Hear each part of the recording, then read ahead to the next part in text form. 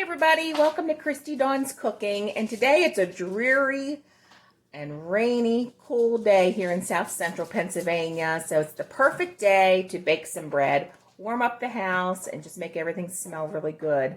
So today I'm going to show you exactly how I make homemade sandwich bread, and I'm going to be using my Pullman pan that you see right there, Pullman pan, and show you how that's done. So I'll be right back. So for this recipe, we're going to need some hot water, some yeast, sugar, flour, salt, dry milk powder, and 2 tablespoons of softened butter. Okay, we need to start with some hot water. And your water needs to be between 120 and 130 degrees. So right here I have 1.5 cups of hot water. And pour into our pan. And we need 2 teaspoons of dry active yeast. And that hot warm water is going to wake it up and get it going for us. Okay. You start to see it bubbling immediately.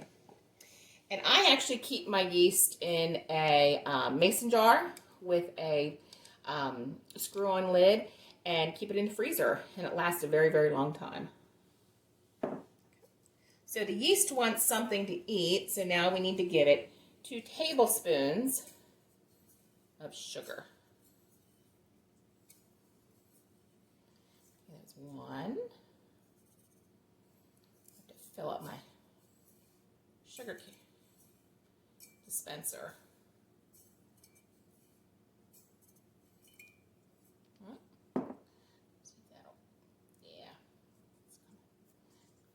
And 2. Okay. Now, yeast likes ingredients to be added in a certain way. So we want to make sure we kind of protect it. So now we're going to put the flour on top. We need 4 cups of flour.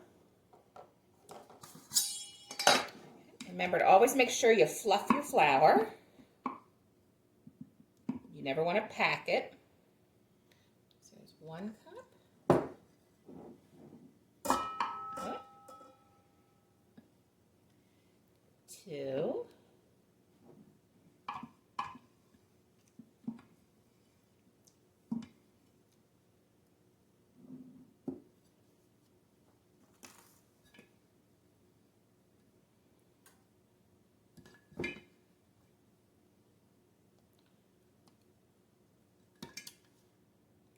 3.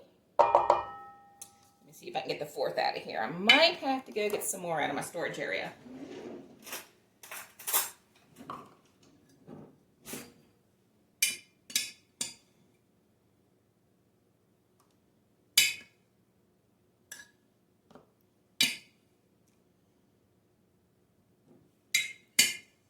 And I'm just using all-purpose flour here.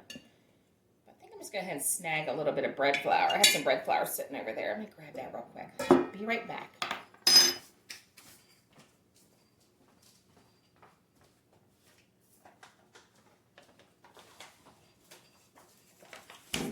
Yeah, I add a little bread flour. That won't hurt.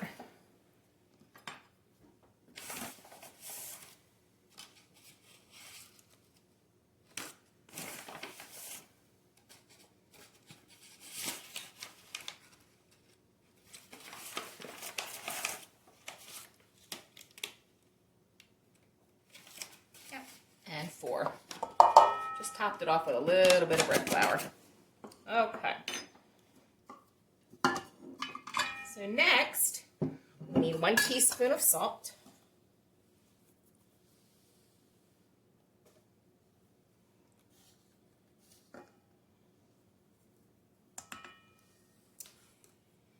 2 tablespoons of milk powder.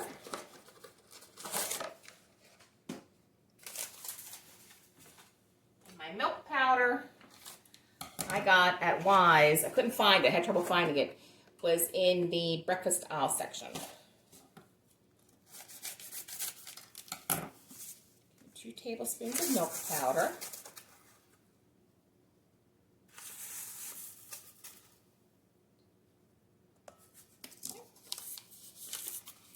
And finally, 2 tablespoons of softened butter. I forgot to soften it, so let me do it really quick.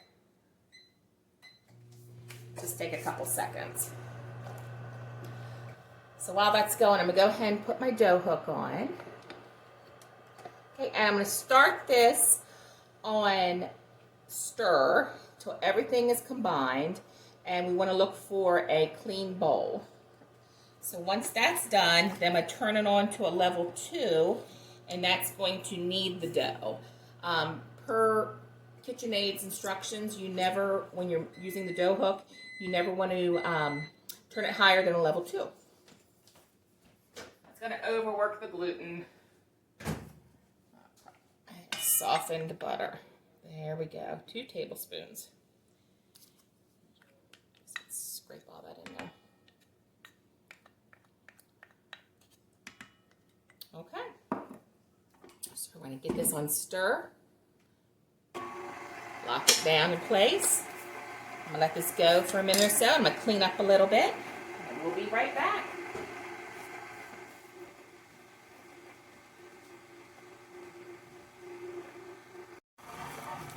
Okay guys, it's been going for about, oh my gosh, maybe about a minute.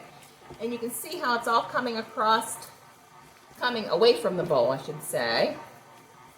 So what I'm going to go ahead and do now, it looks really, really good. I can't believe we don't have to add more flour, especially with our humidity today, with our rain. So I'm going to go ahead and turn it on 2.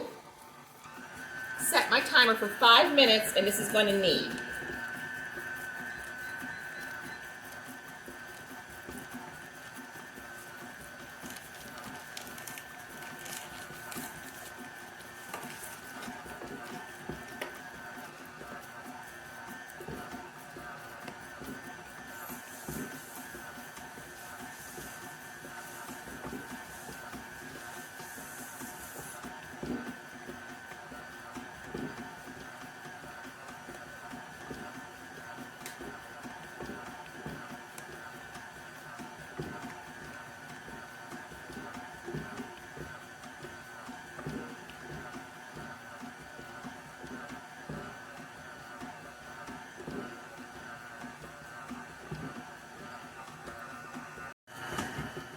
Okay, 5 minutes is up. I'm going to go ahead and stop the kneading.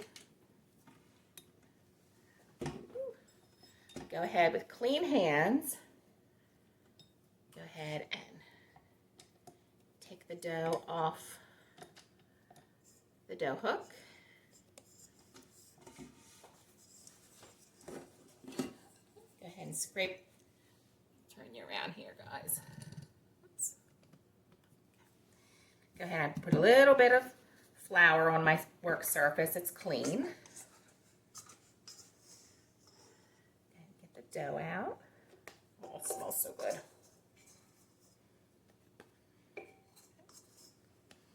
And you don't need to clean the bowl. The bowl is fine just like it is.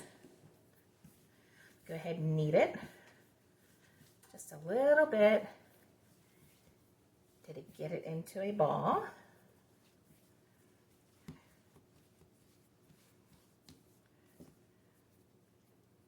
Pinch it. Just a little bit. We don't want any air pockets. So that looks great. Okay. Now I'm going to take a little bit of olive oil. Put it into the bottom. Swirl it around. Okay. Place the ball of dough in the bottom, spin it around, flip it over. Okay. Now I'm going to take a clean tea towel, or I have some flour towels that I got at Amazon, which are wonderful. Go ahead. And what I love about these in the kitchen is you can bleach them so they get really, really clean. I'm going to go ahead and put this in a warm spot for about an hour. We'll let it rise. So we'll be back.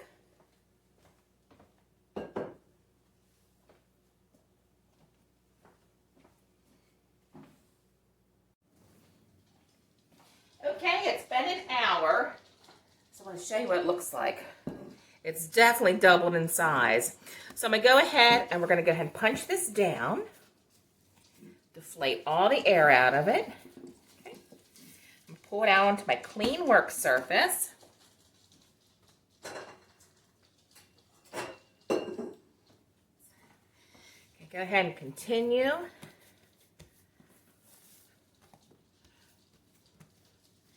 Get all the air out. Okay, and I want to go ahead and try and make it into a rectangle.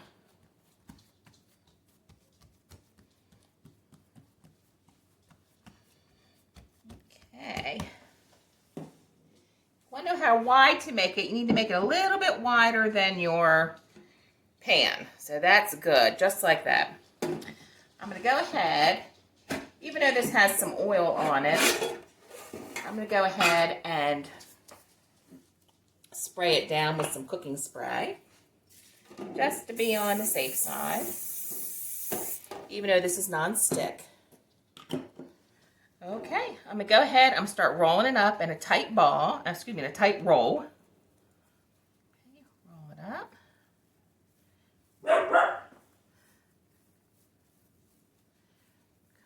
All the way up. Let me get to this part. I'm going to pinch it together. And I hope you guys can see that. Pinch it together. Okay. I'm going to take the end. I'm going to push it. Take the side, bring it up, and pinch. Okay. And I learned this from the Needy Homesteader. If you don't subscribe to her YouTube channel, oh, you should. You're missing out. She teaches so many wonderful things. Okay, push it in, pull it over, and pinch. All right. This looks good. Okay. Now what I'm going to do, go ahead and push this down. I'm going to push it in. Make sure it's tucked down. Push it out so it's nice and flat.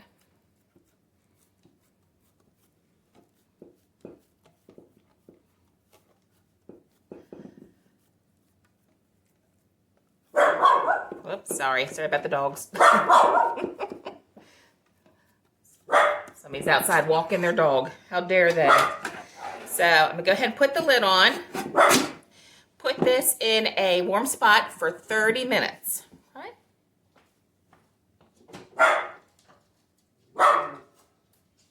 I'm going to let you in on a little secret. I went ahead and made a second batch.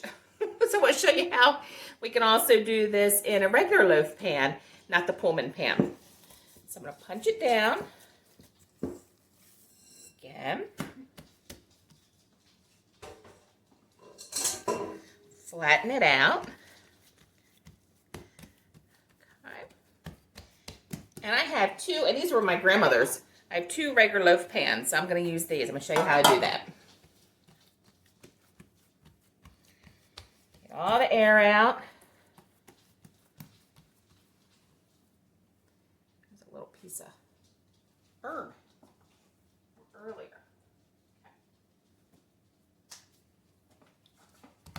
Punch. Get that out. All right. Let me take my dough scraper and I'm going to cut in half. Let me go ahead and just roll up.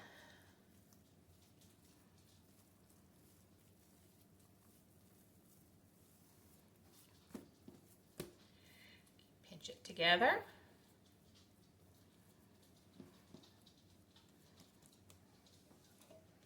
Get my pan, looks good. Tuck it down in. Pull it up again. The oil sometimes makes it hard, it won't stick. Pull it down. Pull it up. Okay. And it, oh, I forgot to spray it.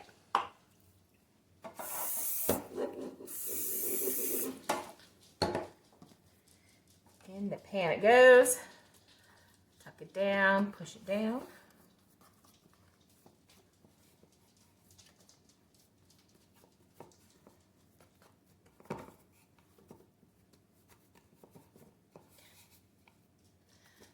go ahead and do the other one.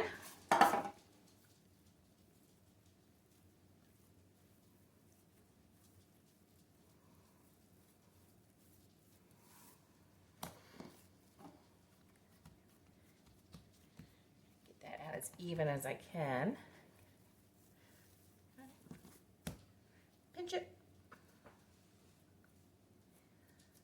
Push it in. Pull it up and pinch. Again, I'll make sure you can see how I'm doing that. Just going to push it in, take a little piece, and pull it up where the seam is.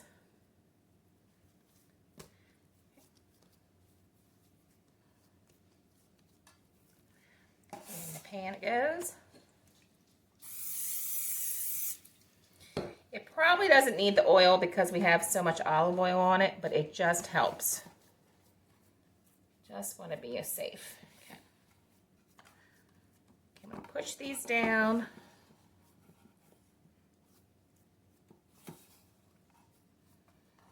These are going to rise again for 30 minutes.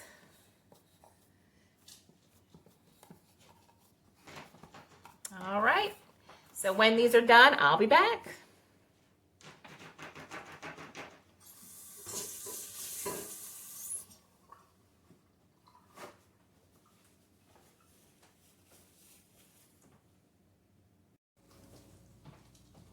Everybody, the bread rose for 30 minutes for the second rise. I just want to show you what it looks like.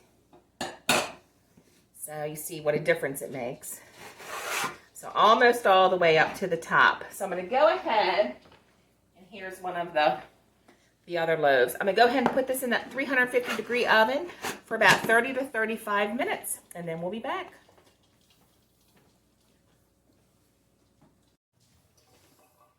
The breads were just in the oven for about 30 minutes. So I'm going to go ahead. I went ahead and took these out of the loaf pans. I think what I'm going to do with these, I think I'm going to throw these on the freezer, and then I'm going to use these for dressing for Thanksgiving. Just make it a little bit special for Thanksgiving this year with some homemade bread for the dressing. So those are those. I'm going to go ahead. This is still a little hot. Whew. But you can see how beautiful. I'm going to take this out. Woo! Hot, hot, hot. This gorgeous sandwich bread. So I'm going to go ahead and let these rest. They're going to come to room temperature. You have to let bread completely cool, because if you were to cut into this now, all the moisture would come out of it. So we want to make sure that these have time to cool completely. So easy. Sandwich bread. Oh, I cannot remember last time I bought bread. We started making this. I started making this a couple months ago, so I absolutely love it. So good. Grilled cheese sandwiches, anything. Oh, just makes everything so much better. Anyway, I hope you enjoyed this. Hope you all take good care, and let me know if you have any questions. Thanks.